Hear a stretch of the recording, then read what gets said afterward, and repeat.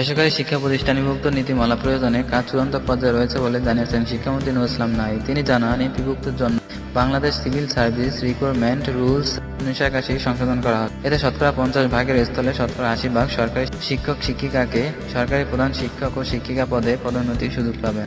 গতকাল সোমবার জাতীয় সংসদ অধিবেশনে প্রশ্নোত্তর পর্বে তিনি এ তথ্য জানান। সরকারি দলের সদস্য কাজী নাবিল আহমেদ প্রশ্নের লিখিত জবাবে মন্ত্রী আরও জানান, শিক্ষকদের শ্রেণী কার্যক্রমে আরও বেশি মনোযোগী করতে সরকারি মাধ্যমিক বিদ্যালয়কে সহকারী শিক্ষকের পদটি 2য় শ্রেণীতে উন্নতি করা হয়েছে। এতে তাদের আর্থিক সুবিধা ও সামাজিক মর্যাদা বৃদ্ধি পেয়েছে। মন্ত্রী জানান, বেসরকারি এমপিভুক্ত শিক্ষা প্রতিষ্ঠানের শিক্ষকরা সরকারি কোষাগার থেকে বেতন পাচ্ছে শতকরা 100।